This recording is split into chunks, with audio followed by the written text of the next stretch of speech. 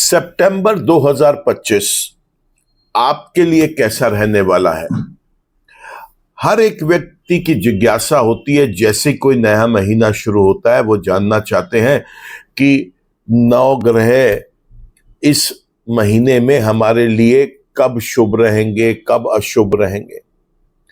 और मैं अपनी हर वीडियो में यह बताता आया हूं कि ग्रह अलग अलग लगन वाले व्यक्ति के लिए अलग अलग राशियों में अलग अलग भाव में विभिन्न प्रकार से फल देते हैं। अगर आपकी भी है जिज्ञासा ये बात जानने की कि आपके लगन में ग्रह जो है वो कैसे फल देने वाले हैं सितंबर 2025 में, तो बने रहे मेरे साथ इसी वीडियो में। नमस्कार दोस्तों, मैं हूं डॉक्टर विवेक चोपड़ा और आज मैं आपको आपके लगन के बारे में बताने जा रहा हूं कि ग्रह किस भाव में गोचर कर रहे होंगे, किस राशि में गोचर कर रहे होंगे, वहां पर उनका ये गोचर शुभ है आपके लिए या अशुभ है। पहले कुछ समझ लेते हैं कि ग्रह काम कैसे करते हैं, क्योंकि ये गोचर के ऊपर आधारित एक एपिसोड है, तो आपको समझना पड़ेगा कि ग्रह दो तरीके से फल देते हैं। पहले वो जो जन्म के ग्रह होते हैं, दूसरे वो जो गोचर में ग्रह होते हैं। अब संभावना यह भी है कि ग्रह जो जन्म का है वो शुभ हो सकता है या अशुभ हो सकता है, ठीक उसी प्रकार गोचर का ग्रह भी शुभ या अशुभ हो सकता है। तो ये चार प्रकार के कॉम्बिनेशंस यहां पर बनेंगे। पहला वो जिसमें ग्रह जन्म का भी शुभ है और गोचर का भी शुभ है, बहुत अच्छी बात है, अच्छे रिजल्ट्स देगा। ग्रह जन्म का तो शुभ है लेकिन गोचर में कुछ समय के लिए अशुभ हो गया, बहुत चिंता करने की आवश्यकता नहीं है, क्योंकि केवल शुभता में थोड़ी सी कमी आएगी, अशुभ कुछ नहीं होगा। अब ले लेते हैं इस बात को कि ग्रह जन्म का भी अशुभ है और गोचर में वो शुभ। मैं आपको बता रहा हूं कि वो इस राशि वाले व्यक्ति के लिए, इस लगन वाले व्यक्ति के लिए शुभ है। बात कर लेते हैं अब हम इस बात के ऊपर कि अगर ग्रह जन्म का अशुभ है और गोचर में शुभ हो गया, तो बिल्कुल भी इस बात के ऊपर प्रसन्न होने की आवश्यकता नहीं है, क्योंकि जन्म का वो ग्रह अशुभ है, गोचर में शुभ हुआ है तो वो केवल अपनी कुछ परेशानियों में आपको कमी लेके आएगा, या यूं कह लीजिए कि उसकी नेगेटिविटी कुछ कम होगी, पॉजिटिव तो कुछ नहीं हो पाएगा। लेकिन अगर वो ग्रह जन्म का भी अशुभ और गोचर में भी अशुभ है, तब ये कॉम्बिनेशन बेहद चिंता का विषय बन सकता है और प्रॉब्लम्स क्रिएट कर सकता है। लेकिन समझने वाली बात यह भी है कि क्या ग्रह हर वक्त आपके लिए फल देने को तैयार बैठे होते हैं? क्या उनका गोचर में शुभ अशुभ या जन्म का शुभ अशुभ होना ही मात्र काफी है? तो उसका आंसर है नो। ग्रह फल तो आपको वो तभी देंगे जब उनकी स्वयं की महादशा, अंतर्दशा, प्रत्यंतर दशा या सूक्ष्म दशाएं चल रही होंगी। अब अगर ये ग्रह शुभ और अशुभ के कॉम्बिनेशंस में अपनी दशाओं से उस समय गुजर रहे हैं, रिजल्ट तो उसका केवल और केवल तब मिलेगा। वीडियो को बहुत बड़ा नहीं करूंगा क्योंकि हर महीने ये चीज समझानी होती है, इसलिए डिस्क्रिप्शन में आपको सभी ग्रह किस भाव में शुभ होंगे या अशुभ होंगे उसका लिंक मिल जाएगा। मैं यहां पर आपको वीडियो में केवल इतना बताऊंगा कि ये ग्रह आपके इस भाव में बैठा हुआ शुभ होगा या अशुभ होगा। अगर जिज्ञासा आपको इस बात की है जानने की कि वो आपके लिए फल कैसे देगा, तो उसके साथ साथ आपको अपने जन्म के ग्रहों को भी शुभ और अशुभ समझना पड़ेगा। तो नीचे दिए गए लिंक्स में उस ग्रह के उस भाव के वीडियो को जरूर देखें। यहाँ पर आपको हो सकता है किसी भी एक ग्रह के लिए दो वीडियो देखना पड़े, एक वो भाव जिस भाव में वो जन्म के थे, दूसरा वो भाव जिसमें वो अभी गोचर कर रहे हैं। आपको वहां पर देखना पड़ेगा कि ये शुभ अगर है दोनों जगह तो उसकी शुभता कहाँ कहाँ मिल सकती है, और अगर दशाएं भी चल रही हैं तो कैसे उसका फल हम उठा सकते हैं अच्छा। और अगर वो अशुभ है तो फिर दशाएं अगर चल रही हैं तो कहाँ कहाँ सावधानी बरतनी है। ये सभी जानकारी आपको डिस्क्रिप्शन में मिलेगी। मैं वीडियो में केवल आपको इतना बताऊंगा कि आपके लगन में 9 ग्रह शुभ है या अशुभ है, और वो अगर शुभ है तो किस भाव में है, और अगर वो अशुभ है तो वो किस भाव में है। विस्तार से फिर आप वीडियो को डिटेल्स में जाकर चेक कर सकते हैं। आइए चर्चा शुरू करते हैं। आपके लगन में ये ग्रह किस तरीके से फल दे रहा है। वृश्चिक लगन वाले व्यक्तियों के लिए सूर्य से केतु तक 2025 सितंबर कैसा रहेगा, आइए ये समझते हैं। सबसे पहले देखिए, सूर्य ग्रह 1 तारीख से 16 तारीख तक सिंह राशि में कुंडली के 10वें भाव में जब गोचर कर रहे होंगे, बेहद शुभ रिजल्ट्स देंगे। उनकी अपनी ये राशि है और यहां पर वो बहुत बलवान होकर अच्छे रिजल्ट्स देने में सक्षम होते हैं। लेकिन यही सूर्य जब कन्या राशि के अंदर कुंडली के 11वें भाव में गोचर करेंगे 16 तारीख से महीने के अंत तक, तो बेहद अशुभ रिजल्ट्स देते हुए दिखाई देंगे। बात करें इसके बाद हम चंद्रमा ग्रह की, और चंद्रमा इस कुंडली का बहुत इंपॉर्टेंट प्लैनेट मैं मानता हूं, क्योंकि 2 रीजंस है। पहला, चंद्रमा 9वें भाव का स्वामी है। दूसरा, ये लगन स्वयं जो है ये जल तत्व का लगन है, और ऐसे में चंद्रमा जो है वो तत्व को भी बैलेंस करता है उस व्यक्ति के, और 9वां भाव यानी भाग्य भाव को भी।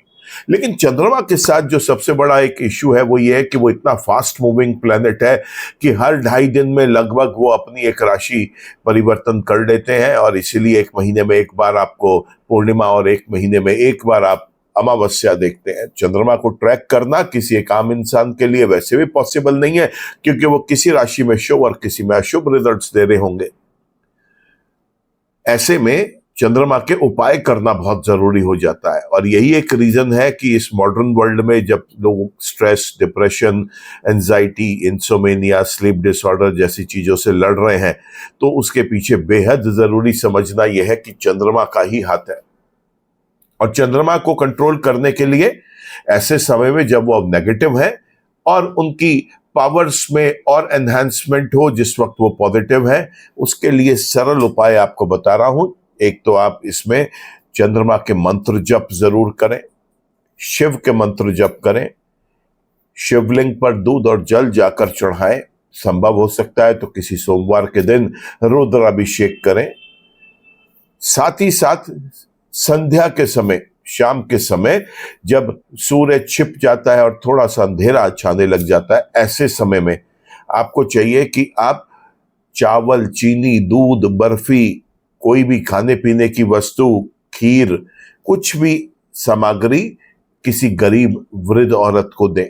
अगर उनकी जरूरत किसी और चीज की है, कोई दवा की जरूरत है, कोई वस्त्र की जरूरत है, और आपके अंदर अगर सामर्थ्य है तो उनकी उससे भी मदद करें। बहुत अच्छा रिजल्ट्स देते हैं चंद्रमा। चलिए बात कर लेते हैं अब हम मंगल ग्रह की, और मंगल ग्रह 2 राशियों में गोचर करते हुए दिखाई देंगे। 1 तारीख से 13 तारीख तक ये कुंडली के 11वें भाव में कन्या राशि में, और 13 तारीख के बाद फिर ये कुंडली के 12वें भाव में तुला राशि के अंदर। और ये मंगल यहां पर लगन का स्वामी होने के बावजूद 11वें और 12वें स्थान में शुभ रिजल्ट देने में सक्षम नहीं होते, तो लिहाजा ये बेहद अशुभ रिजल्ट्स देंगे। बात कर लेते हैं बुध ग्रह की, और बुध ग्रह पहले 1 तारीख से 15 तारीख तक सिंह राशि के अंदर, और 15 तारीख के बाद ये कन्या राशि के अंदर गोचर करेंगे। और बुध ग्रह मैं बार बार बताता आया हूं कि वृश्चिक लगन वाले व्यक्ति के लिए केवल और केवल नेगेटिव रिजल्ट्स देते हैं, उसके कोई भी पॉजिटिव रिजल्ट्स आपको देखने को नहीं मिलेंगे। तो यहां पर बुध के प्योरली नेगेटिव रिजल्ट्स देखने को मिलेंगे 10वें और 11वें भाव में। बात कर लेते हैं अब हम बृहस्पति ग्रह की, जो मिथुन राशि में कुंडली के 8वें भाव में गोचर कर रहे हैं काफी समय से, और अभी काफी समय उन्होंने यहीं पे ही अपना व्यतीत करना है। और ये भी समय वृश्चिक लगन वाले व्यक्ति के लिए बेहद अशुभ रहेगा, क्योंकि बृहस्पति यहां पर नेगेटिव रोल प्ले कर रहे हैं। बात कर लेते हैं अब हम शुक्र ग्रह की। जो मैं देख पा रहा हूं कि 1 तारीख से 14 तारीख तक कुंडली के 9वें भाव में और 14 से 30 तक कुंडली के 10वें भाव में पहले कर्क राशि में और फिर सिंह राशि में गोचर करते हुए दिखाई देंगे। और इनका ये गोचर बेहद शुभ रहेगा दोस्तों, बहुत सक्सेसफुल ये रहेगा व्यक्ति इस पूरे के पूरे मंथ में शुक्र की चीजों को लेकर।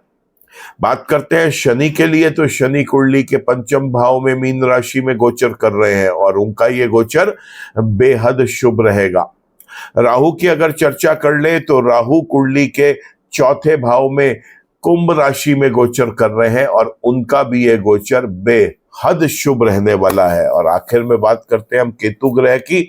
केतु ग्रह जो है वो जिसकी राशि में बैठते हैं उसके अनुसार वो अपने रिजल्ट देते हैं। तो फिलहाल वो इस समय सिंह राशि में सूर्य के घर में अपना ट्रांजिट लिए हुए हैं, तो ये ट्रांजिट में उन्होंने सूर्य जैसे ही रिजल्ट देने हैं। और अभी मैंने आपको बताया कि सूर्य 1 तारीख से 16 तारीख तक अपनी ही राशि में शुभ रिजल्ट देगा, लेकिन 16 तारीख के बाद जब वो कन्या राशि में चले जाएंगे कुंडली के 11वें भाव में, तो वो वहां पर शुभ रिजल्ट्स देने में सक्षम नहीं होंगे, सामर्थ्य नहीं रखेंगे। तो इस तरीके से हमने देखा सूर्य से लेकर केतु तक वृश्चिक लगन वाले व्यक्तियों के लिए कैसा रहने वाला है सितंबर 2025।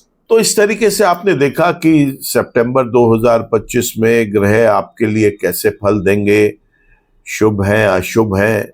मैंने आपको वीडियो की शुरुआत में भी बताया कि आपको नीचे डिस्क्रिप्शन में जाके उस ग्रह का उस भाव में होने पर क्या फल मिलते हैं उसके एक विस्तार से अगर जानकारी चाहते हैं तो वहां पर जाकर आप उसे जरूर देखें। लेकिन अगर कोई ग्रह दोस्तों जन्म का भी अशुभ और गोचर में भी अशुभ है और अगर आपकी उसकी महादशा, अंतरदशा, प्रत्यंतर दशा या सूक्ष्म दशा चल रही है, तो मैं आपसे वापस रिक्वेस्ट करूंगा कि उसके लिए आप किसी अच्छे ज्योतिषाचार्य के साथ बैठकर कुंडली की समीक्षा करवाएं। एनालिसिस के बाद ये जानें कि क्या ऐसा आप करें जिससे कि उस परेशानी में, उस नेगेटिविटी में कुछ कमी लेके आ पाए। आज के वीडियो में तो इतना ही। वीडियो अगर पसंद आया हो तो इसको आप लाइक करना, कमेंट करना, शेयर करना। चैनल पर अगर नए हैं तो चैनल को सब्सक्राइब कर लें। अगर चैनल को सब्सक्राइब किया हुआ है और बेल आइकन अभी तक आप क्लिक नहीं कर पाए तो बेल आइकन को जरूर क्लिक कर लिया करें, ताकि कोई भी नया वीडियो अपलोड होता है, कोई अपडेट आता है तो उसका एक नोटिफिकेशन आप तक भी आ सके। ईश्वर आप सबका भला करे दोस्तों। नमस्कार।